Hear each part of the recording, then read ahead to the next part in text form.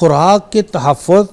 خوراک کے بچاؤ اور خوراک کو ضائع ہونے سے بچانے کے لیے آپ کی شاندار تعلیمات ہمیں حاصل ہیں۔ اس سے پہلے کہ ہم یہ کانٹے چھریوں سے کھاتے تھے، ہاتھوں کے ساتھ کھاتے تھے، تو اللہ کے نبی صلی اللہ علیہ وسلم کا باقاعدہ فرمان موجود ہے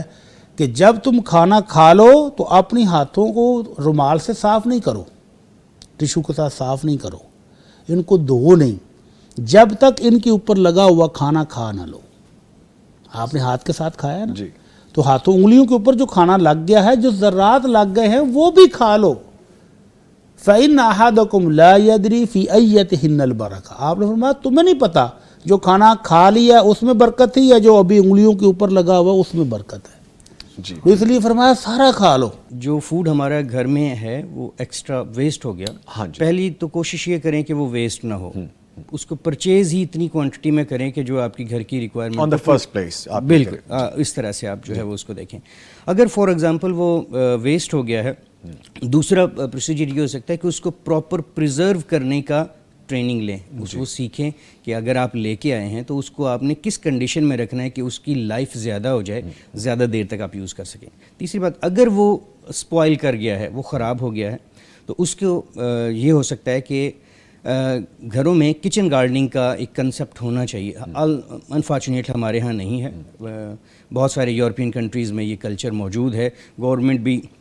ٹائم ٹو ٹائم پروموٹ کرتی ہے لیکن زیادہ نہیں ہوتا۔ سو اگر ہم کچن گارڈننگ کا کنسپٹ اپنے گھروں میں لے کے آئیں تو وہی جو ویسٹ ہمارے گھر کا ہے وہی اس کی فرٹیلائزر بھی بن جائے گی۔ آپ اس کو ڈفرینٹ کمپوسٹ اور ڈفرینٹ چیزوں کے ساتھ ملا کے اس کا فرٹیلائزر بنا سکتے ہیں، اور وہی فرٹیلائزر جو ہے آپ اس کو آرگینک فرٹیلائزر وہ ہوگا، نہ اس میں کوئی اسپرے ہے، نہ اس میں کوئی اور چیزیں کیمیکلز ہیں، اور وہ آپ ان پلانٹس کے لیے یوز کر سکتے ہیں۔ آپ وہ فلاورنگ پلانٹس بھی ہو سکتے ہیں، وہ ویجیٹیبل بھی ہو سکتی ہے، کچھ بھی چیزیں ہو سکتی ہیں،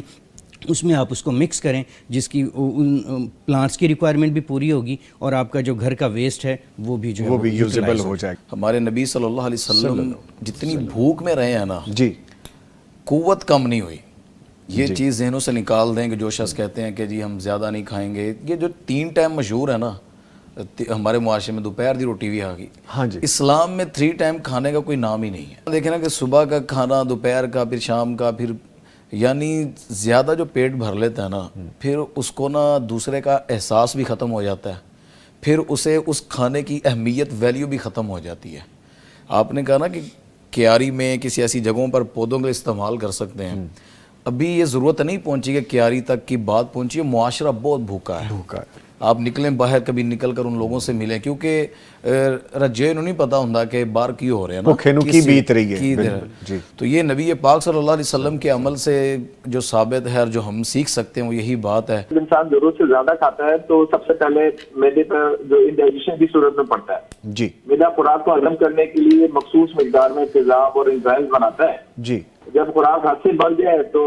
اور بے وقت ہو تو یہ نظام بگڑ جاتا ہے، جس سے گیس، سینے کی جلن، معدے میں درد یا سوزش جیسے مسائل پیدا ہوتے رہتے ہیں۔ مطلب یہ ہے کہ ایک مخصوص مقدار ہے جو آپ کے باڈی میں پروڈیوس ہو رہی ہے، اور انزائمز کی اور ایسڈ کی، اس سے آپ 2 گنا، 4 گنا یا 5 گنا جب کھا لیتے ہیں کیلوریز کی صورت میں، 3-3، 4-4 ہزار کیلوریز کھا لیتے ہیں، تو ڈیفینیٹلی پھر وہ ہضم نہیں ہوتا کھانا، تو پھر وہ کھانا زیادہ سڑن پیدا کرتا ہے معدے میں، زیادہ معدے میں تیزابیت ہو جاتی ہے، گیس بن جاتی ہے، معدے میں درد ہو سکتا ہے یا سوزش ہو سکتی ہے۔